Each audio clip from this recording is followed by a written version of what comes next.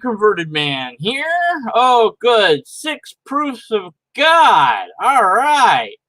This is proof of God. 6 proofs for God's existence by Apologetic Press that has comments turned off. Of course they do, because, you know.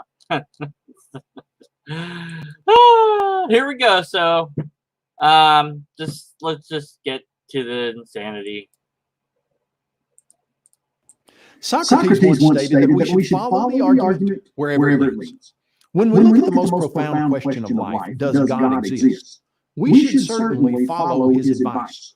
When we do, we'll find evidences that show us God is real.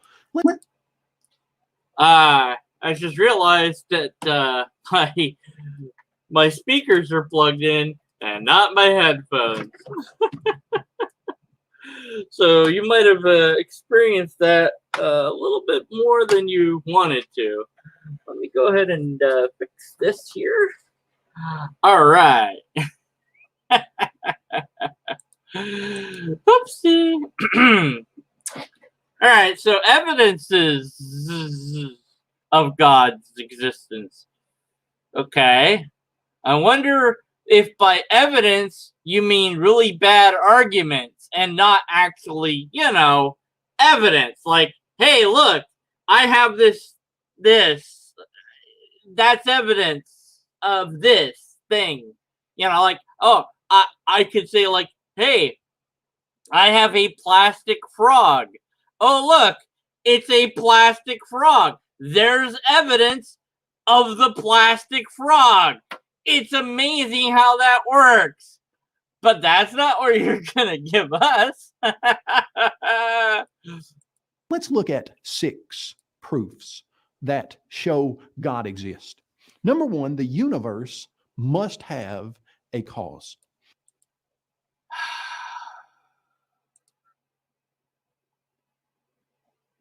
Again, with this, honestly, I mean, how many... This is like their go-to thing. It's just an appeal to ignorance. The origin, the beginning of the universe, however you want to frame that, is a true mystery. And might remain so. Or maybe we'll figure it out. But to say it has to have a cause, who knows? I don't know. Maybe it does, maybe it doesn't.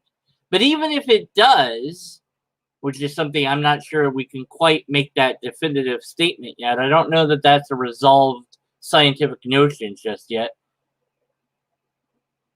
Then what could we say about that cause?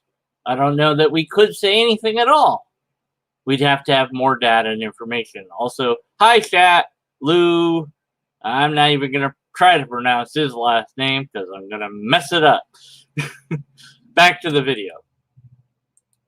The most fundamental law of science is the law of cause and effect. Really? A law of science, you say? Where? Like, what are you talking about? Science doesn't have laws. Like, there's the laws of nature. Like, what? A citation would have been nice, but cause and effect, yeah, as far as we know, is something that we observe in our localized sphere of observation, but that doesn't mean that it's universal. Now, what that means is a little bit hard for us to wrap our heads around, but we only have observed a really teeny tiny part of this universe. And we assume that what we observe, the laws and things, are the way that everything is. And that's probably the correct assumption.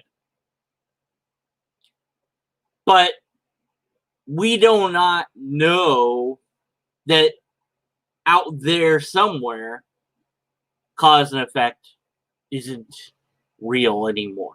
Or that during the T1 event of the universe, when time just began, that cause and effect didn't exist yet. Who knows? And maybe it did, maybe it didn't. I don't know. But see, rather than make careful statements that are gauged in somewhat of uncertainty, gauged in humility, because it's the universe, it's the nature of reality that you're talking about. And that's not just like, oh, yeah. Oh, yeah, it had a cause. Yeah, no, yeah, sure. What? Yeah, what? You know, it's like, how do you make this completely insane assertion without mounds of data on your side? Now, it's intuitive. Okay. Cause and effect is something that we can observe. You know, here's this little hamster guy. Hey guys, hi. Oh look, it's Andrew in chat. Yeah, okay. Could you not right now? Oh, anyway, so if I drop him, then you know there was a cause and then the effect and yada yada yada, right? Okay, but does that always work? What about quantum physics? You know what? You know, and again, at a certain point, when you get to that part before the T1 event, and we go, well, I don't know. We don't know. That's the problem, is we don't know what's before that, or even that the word before fits. So how can we make statements about something that is unknown? All right. And it says that for every material effect we see, there is a cause that came before it or was simultaneous to it, and that is greater than it. Really? So this law that you made up, because it's not a scientific law, because that's not a thing really, apparently not only says that there is a cause and effect, which it doesn't, because there is no such law. Otherwise, you would have given a citation, and no citations at all, not even a single one in the description of the video. Just go to your website. That's it. So I wonder, just out of curiosity, if we typed into Google, you know, like scientific law of cause and effect, what would we find? Let's see. I'm gonna guess that you know, we're gonna get some apologetic pages or something. Let's see. Causality is the relationship between causes and effects. Okay. So you're talking about causality, but let's see if we can find a thing that says that the thing has to be greater. The cause must be greater. Let's see. Well, let's see. Let's see.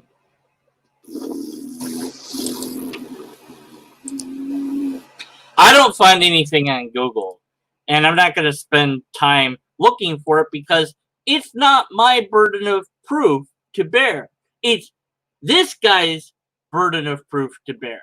So if this was a real, actual scientific law and it really was true, then I would expect some links or some books or some scientific paper, something where it appeared and say, here it is. Now, as far as the effect or the cause being greater, what do you mean by greater?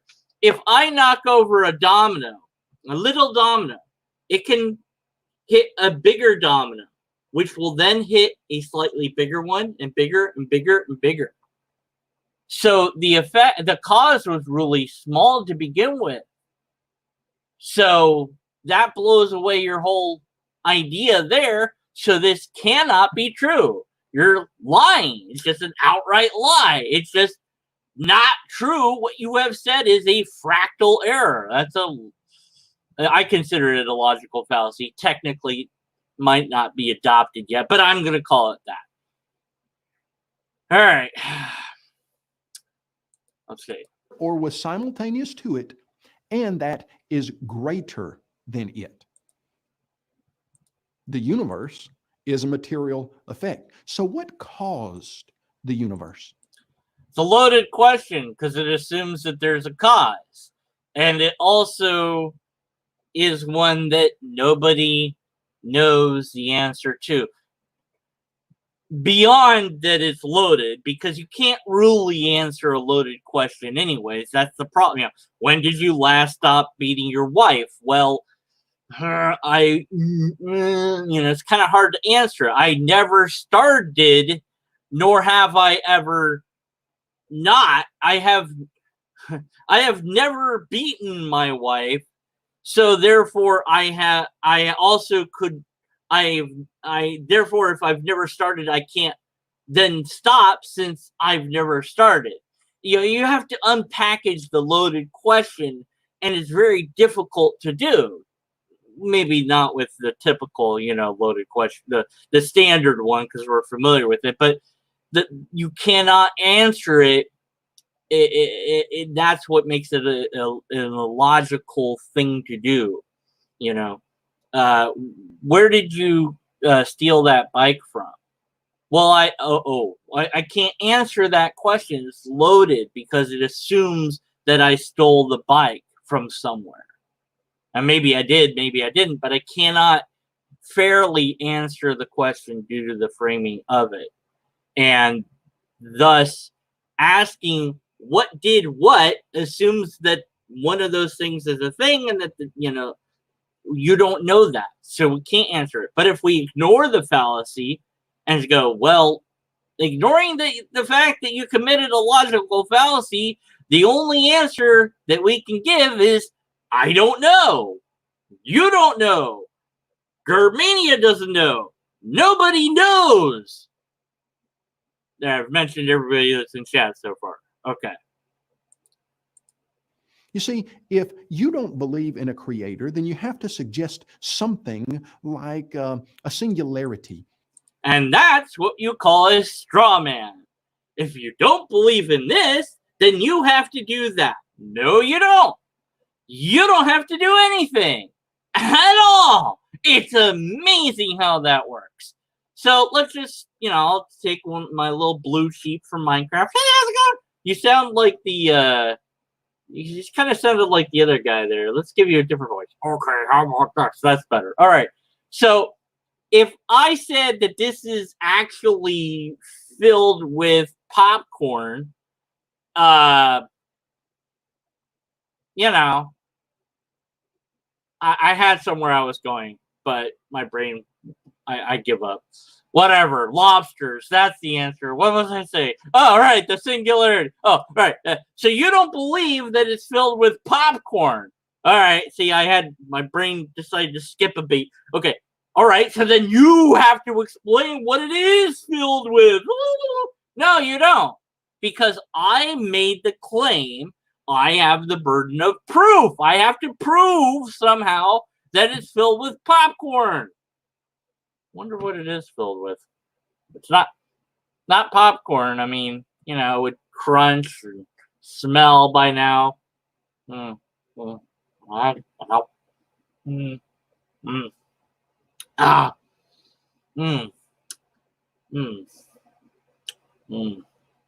Anyway, so why did I eat that? Oh, no, I didn't really. No, of course,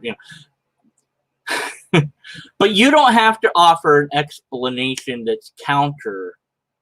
If you don't know the answer, you don't need to offer an alternative at all. So I don't know what it's actually full of. That's it. It's not like it's not your burden to give an alternate explanation at all. It is completely and utterly your burden. Which way? I always forget. Your burden, guy in blue shirt, your burden to demonstrate that the idea that you want to be true is true. and not to create a straw man and say, you have to have this explanation instead, and then go on to attack that explanation. I don't need to have any explanation at all. That's not my burden.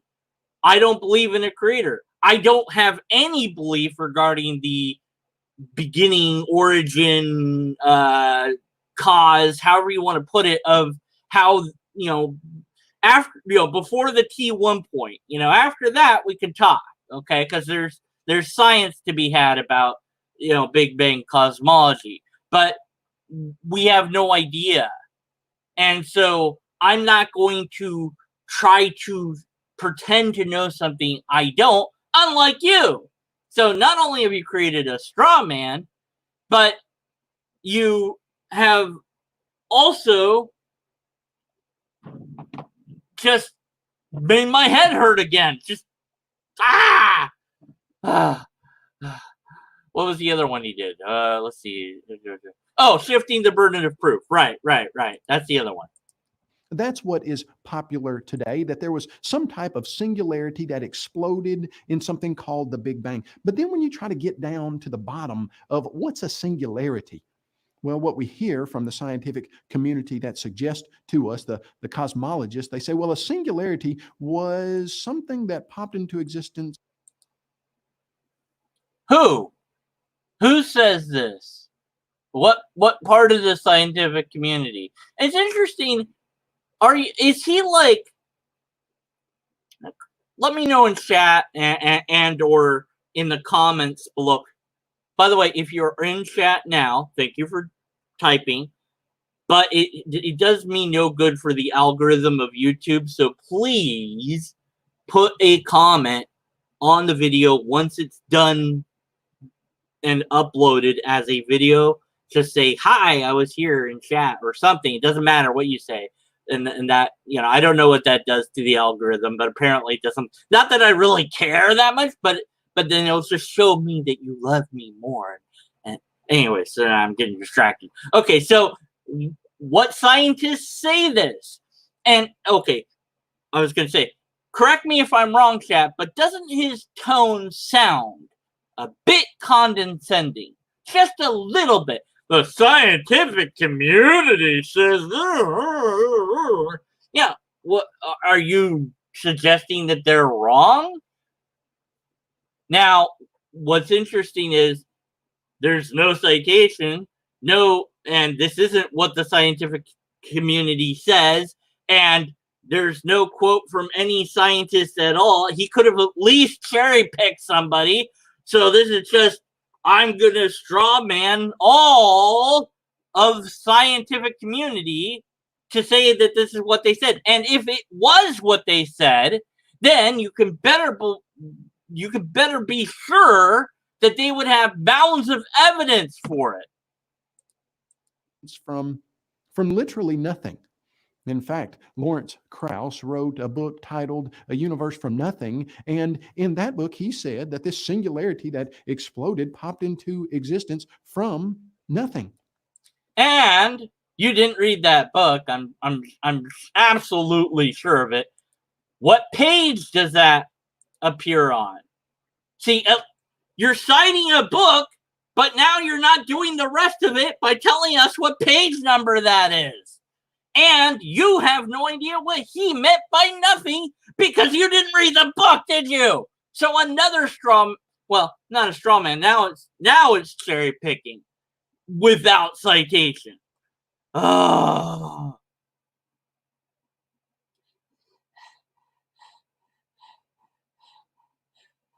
Okay, chat's trying to correct me on the science stuff. Okay, I'm not a scientist. Okay, this guy though, he just died. All right. Anyway, sorry.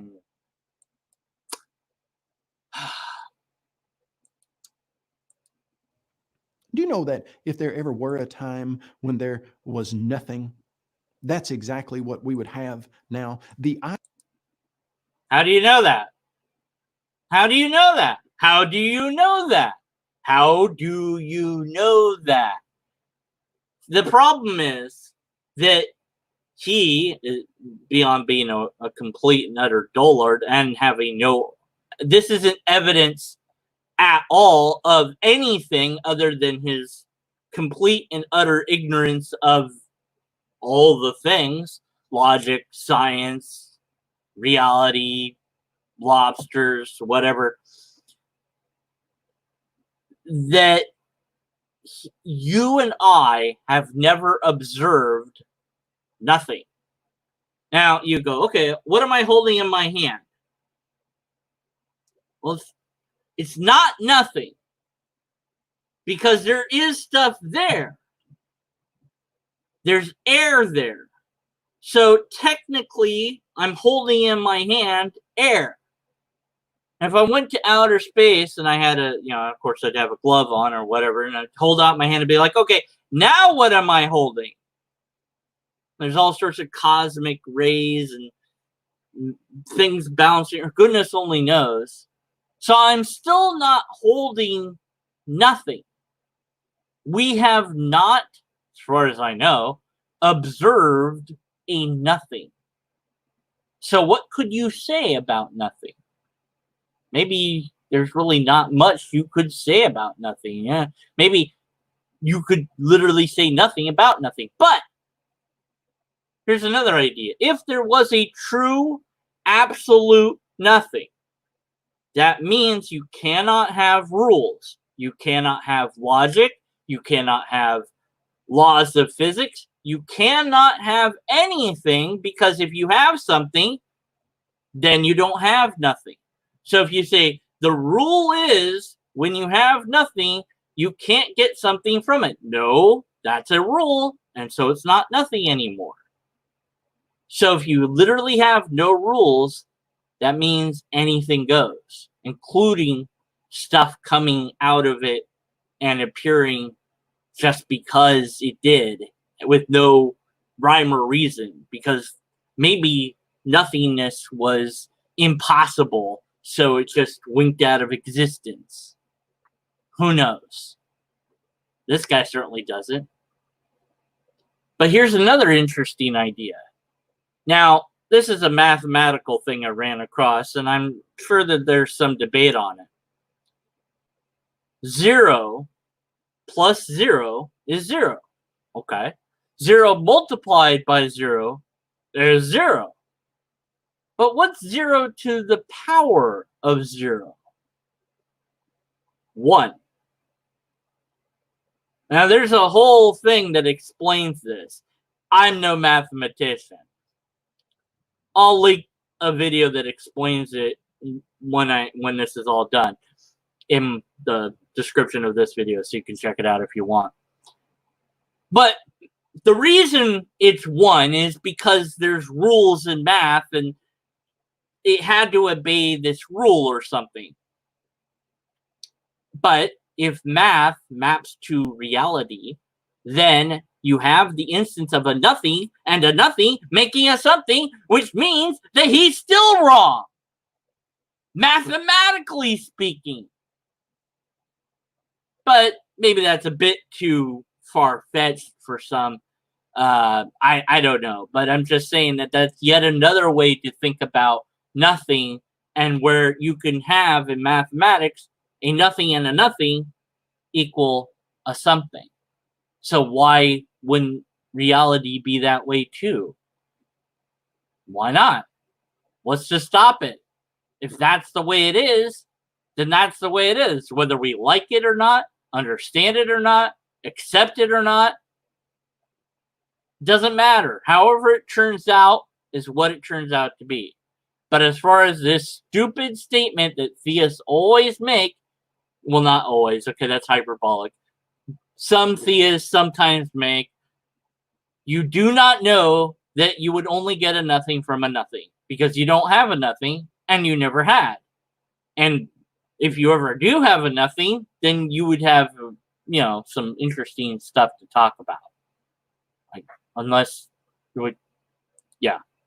Idea that something popped into existence from nothing is simply not a scientific idea. You see, they're suggesting that singularity is somehow natural, but it behaves supernaturally. They say that singularity wouldn't have followed the laws of nature. Well, then, so what are we left with? We're left with the fact that the universe had a beginning and it was not a natural cause. It was something above nature. It was something super nature.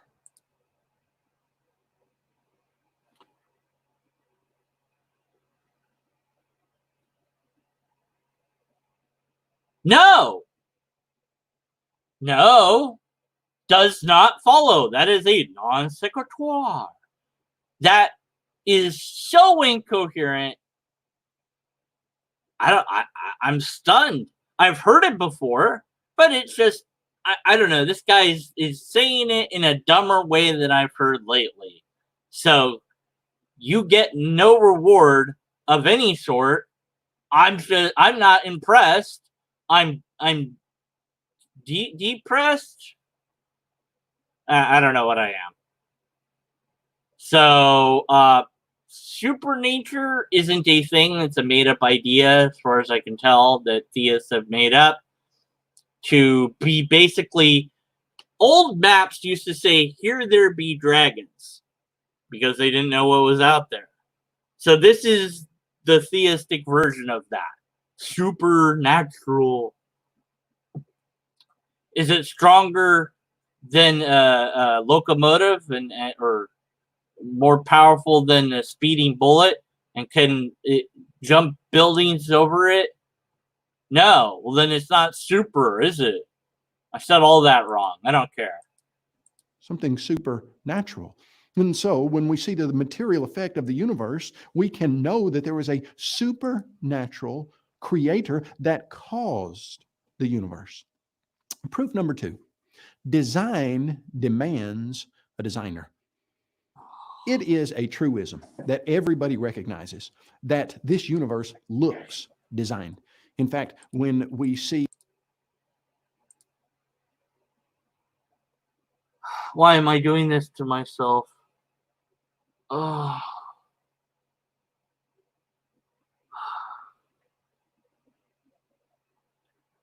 I hope one day that some stupid apologist comes along and says, reality requires a realtor. Because I came up with that. And I want them to steal it from me and say it, but say it sincerely. And I'll be like, well, my work here is done. Not sure what kind of weird empty victory that I want here to happen. But while I'm wishing for things, also I get $1 million when that happens somehow. Yeah, and it's tax free, and it's still worth $1 million. Like, all right. Anyway, so no, it doesn't appear designed. It doesn't appear anything. And if everything was designed, then nothing would appear to be not designed. So all things would be designed.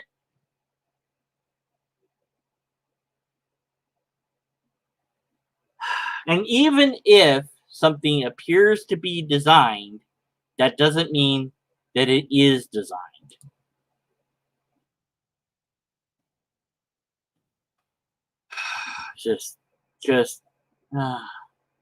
So here, let me show you an example. Just bear with me. All right. Here's Google. Thanks, Google. Here we go. Rocks that look like faces. All right. Here we go. So, okay, is that carved or did nature do that? What about these? Carved or nature? Now, are these carved or by nature? And you might say that they're carved, but they might be from nature as well. Some of them might be, a little bit carved, and some of them might be pure by nature. But if we take this guy's idiotic idea, you'd have to say that all of them require a designer, because water and erosion is part of the designer's design. Therefore, even though they haven't been made by people to resemble faces, they were made to resemble faces by the creator, obviously, even though that's not how anything works, and that's just nothing but pattern seeking. We're really, really good at detecting faces. You remember that face on Mars, and people were there. There it is. There's that famous face on Mars, right? And the funny thing is, when you zoomed out, it didn't, it wasn't that, impressive. And then as you got further out and further out, it kind of stopped looking like a face. And, it's kind of like, oh, well, that's, but it was that face by nature or by design. And in this idiotic guy's idiocy, it's all the same. There is no nature. It's all designer. So you would never be able to say that it was natural, because everything would be actually supernatural, because all of nature itself would be by the designer.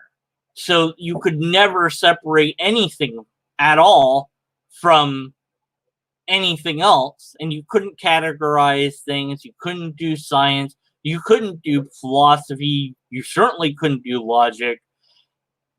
But you could do apologetics. So that's something. Oh, all right. All right. Back to the stupidity. All right. The various different aspects of nature, and we see birds and squirrels and trees, and we see all of the things that they do so well. Many times we as humans, we try to copy and mimic that design, but often look at the trees. It is. It's literally, look at the trees.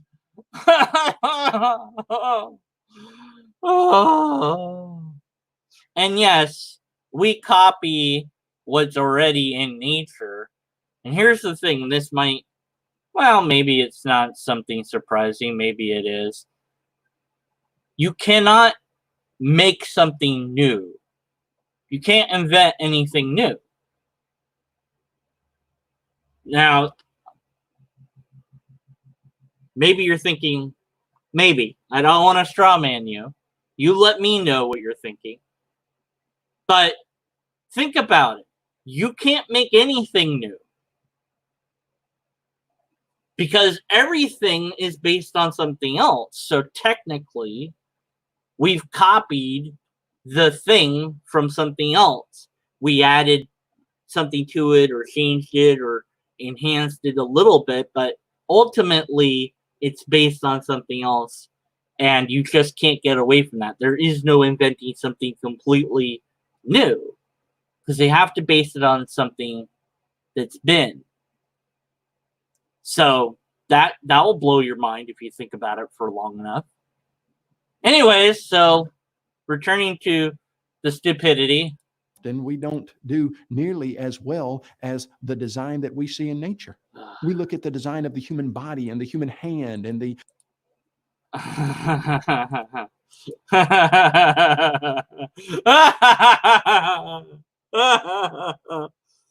right. Here's the thing, though. Okay, if we were going to design a human, it wouldn't be this. This is not. We don't need this. Okay, so now, of course, you could ask what it is to be a human. Well, I don't know if I can really, but basically, my brain and maybe my spinal cord is enough to be me. Let's just say that. Maybe more, but let's just say that. Okay. But if I'm designing from the ground up, and I just want somebody to be able to think, but I'm also making the rules, I don't need to make the brain in any particular way at all. I can make it be that you are able to think without anything, that you exist in some sort of non-material state. Why bother with material? Or make it so the material never wears out. Make it out of metal or something like this. It's like make it out of make bone into something indestructible. Make it that DNA never wears out. Or don't even have DNA. Remember, you're making the rules, so why would you do this? Now, because I care about you, I'm not going to pull up images of deformed bodies and stuff like this, but that's out there. And you've never, I almost guarantee it, maybe, you know what, if you find a thing, let me know. I've never seen atheists show deformed bodies and go, look at the wonderful design. Where, show some cockroaches and worms and the parasites and be like, look at the wonderful design, because that too is design. The C-19 thing, yeah, that's design too. Thanks God. What a crappy designer. So if you're gonna grant the designer thing, okay, your designer is a complete moron, because we, if we had the ability to do so, could do better. And in fact, we can imagine things that are better. And science, amazingly, is messing around with the CRISPR stuff. And we might figure out how to tinker with the DNA. And so there's like this part of the DNA that if it was just a little bit different, that we could basically we wouldn't have to age. And in fact, we could like reverse aging or some weird stuff like this. And it's like, what? And I'm no expert on it, but we can do better than the so-called designer. So what does that say about the designer? Says that it's crap compared to its own design? I mean, it's just nonsensical.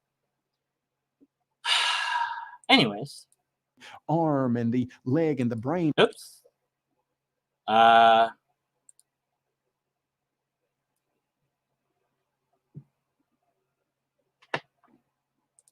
we see that those are some of the most advanced in nature.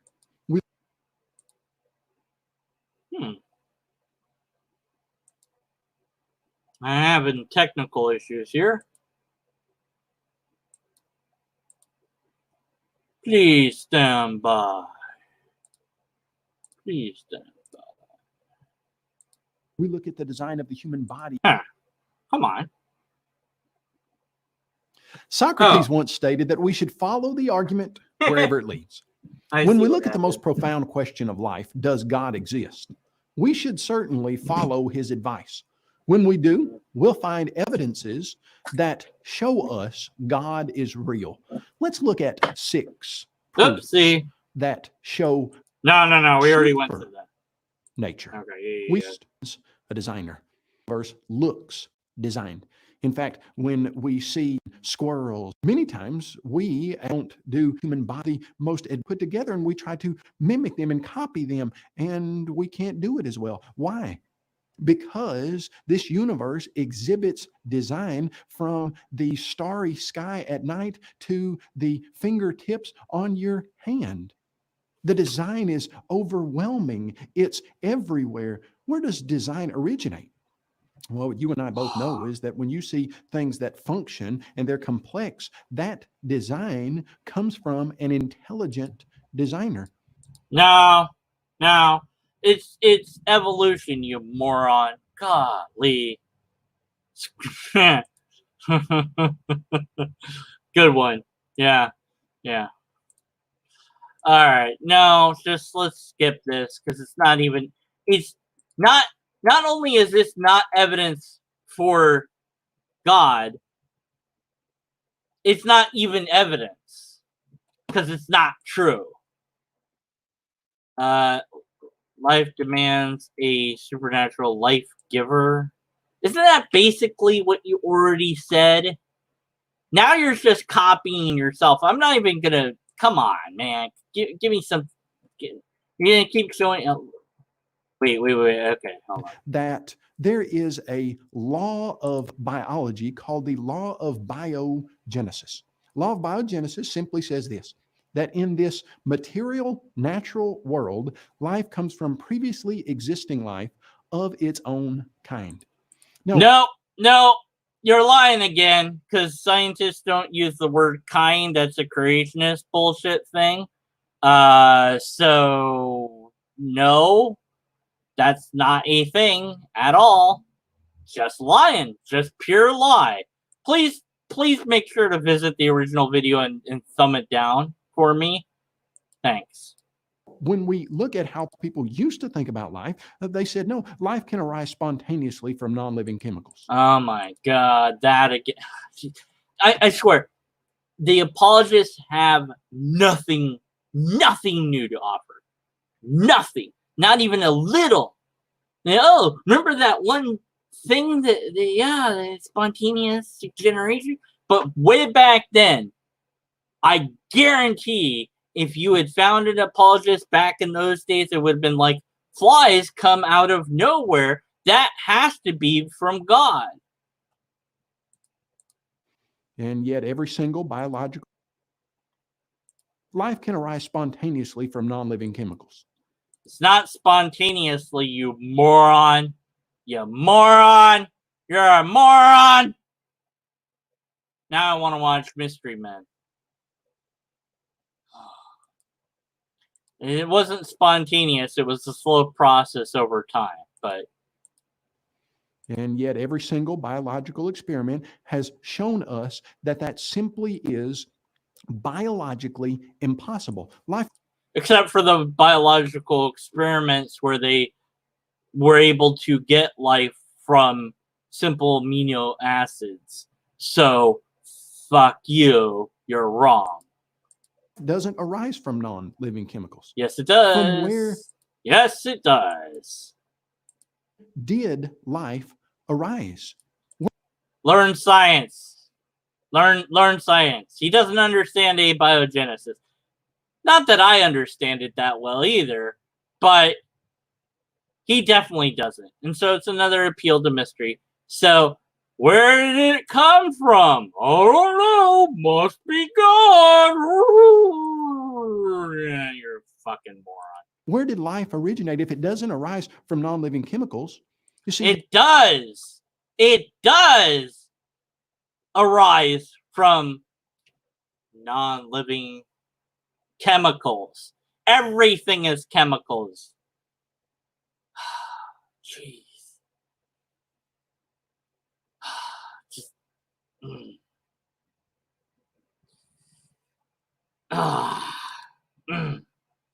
Okay. the idea that there's no God suggests to us that there had to be some singularity without a cause that... No, that's it. No, the singularity, yes, that's a thing, and I'm not going to pretend to understand it that well. I'm not I'm an amateur logistician. I'm not, it's not my field, but yeah, okay. Let's just say that was really what the scientific community was saying. I would absolutely go with them over blue shirt guy every single time. Exploded, and that explosion brought about design, which we've never... It wasn't an explosion in that sense. Ever seen happen. And then ultimately, somewhere the non-living chemicals gave rise to life. So it's an appeal to complete and utter fabrication of your absolute ignorance regarding abiogenesis, biological evolution, cosmology, etc. But using all of that, we can ask loaded questions that then, because we don't know the answer to, because we can't really answer them since they're so bloody loaded, then we'll just pretend that the answer has to be God, even though it's not, and even though none of this is evidence for anything, because none of this is actually true in the first place. But that's biologically impossible. life demands a supernatural creator. No, it doesn't. You know, I wonder, did you miss the sex talk as a kid? You know, when two people love each other, or even when they don't, you know, and the guy puts her, and then, you know, yeah, that didn't require, none of that requires a supernatural.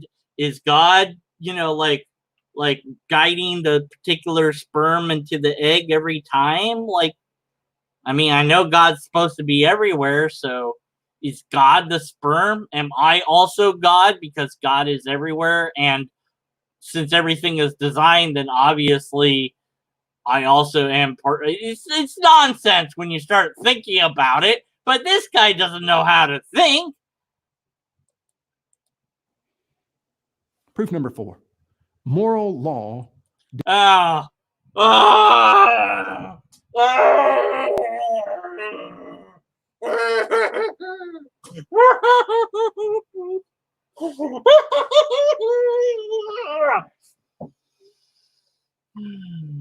What ethical system do you think, blue guy, what ethical system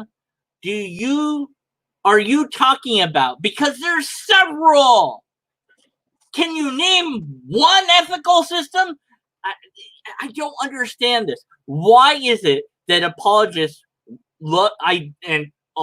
people debate, you know, are morals objective or subjective? Who cares? What about the ethics? That's what they're grounded on. So you can look at it in any number of ways. The ethics, the rules, the morals are the things that aim towards the ethics are the goal. Let's put it that way. It's better anyways. The ethic is the goal. And then the moral is objectively aiming towards that goal, but it might have to deviate along the way. So it is subjective and objective if you want to look at it that way. But it depends upon the ethical system because different ethical systems work in different ways. Now, what he's talking about is DCT, Divine Command Theory, which is the worst of the ethical systems available because it says if God tells you to do something, you do it. If God says to do it, it is absolutely the thing that must be done. No ifs, ands, or buts. No questions allowed.